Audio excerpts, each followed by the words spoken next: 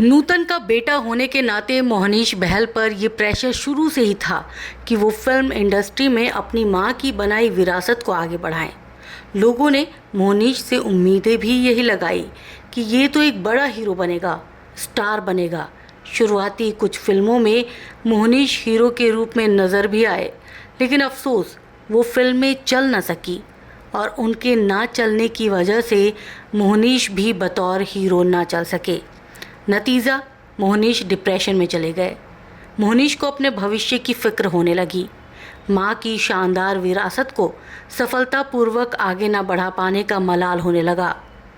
मोहनीश के जहन में कुछ इस तरह के ख्याल आने लगे कि लोग उनके बारे में यही सोचते होंगे कि ये तो नूतन का बेटा है, उनके नाम के सहारे जिंदा है, इसकी खुद की कोई पहचान नहीं।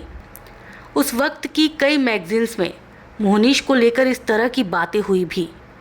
उन्हीं दिनों मोहनीश की मुलाकात एक ज्योतिषाचार्य से किसी ने कराई। युवा मोहनीश तब ज्योतिष विज्ञान पर विश्वास नहीं करते थे।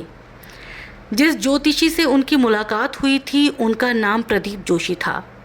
उन्होंने मोहनीश से कहा कि 2.5 साल बाद तुम इसी इंडस्ट्री में वापस आओगे और नाम कमाओगे। क्योंकि मोहनीश को तब लगता था कि ज्योतिष शास्त्र वगैरह सच नहीं होता, तो उन्होंने प्रदीप जोशी जी की बात को मानने से इनकार कर दिया। अपने करियर की स्थिति को देखते हुए उन्हें कतई ये नहीं लगता था कि वो अब कोई सफल वापसी कर सकेंगे। वैसे भी तब तक मोहनीश को फिल्में मिलनी बंद हो चुकी थी, इसलिए मोहनीश मानते थे कि अब भला उन्हें कोई क्यों साइन करेगा।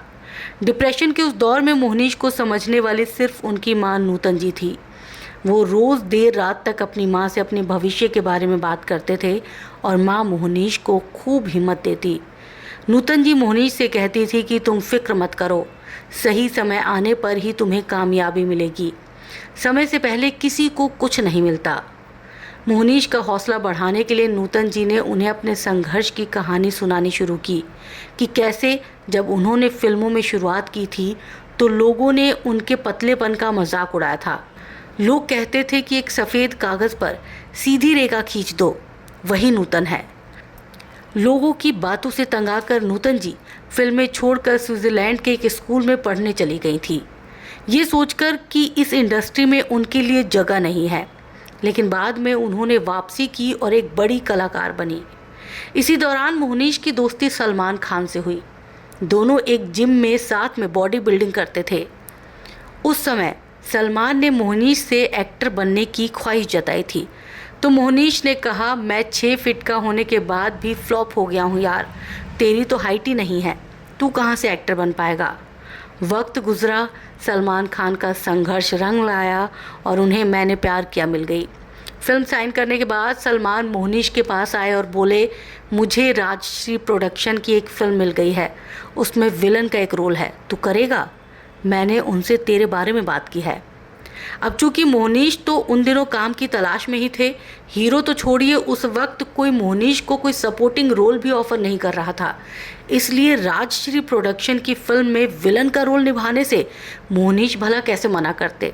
उस वक्त मोहनीश बॉम्बे फ्लाइंग क्लब से जुड़ चुके थे, ये सोच के कि फिल्मों में तो उनका कुछ नहीं हुआ, कम से कम पायलट ही बन जाएंगे। सलमान खान के कहने पर मोहनीश राजश्री के ऑफिस गए और ऑडिशन दिया। मोहनीश उस ऑडिशन में पास हो गए और उन्हें मैंने प्यार किया फिल्म मिल गई। फिल्म रिलीज़ हुई और ब्लॉकबस्टर रही। विलन के किरदार में मोहनीश बहल के काम को भी खूब सराहा गया। मोहनीश उस फिल्म के लिए सलमान के आभारी हो गए और आज भी वो सलमान को ही फिल्म इंडस्ट्री में अपनी वापसी का क्रेडिट देते हैं।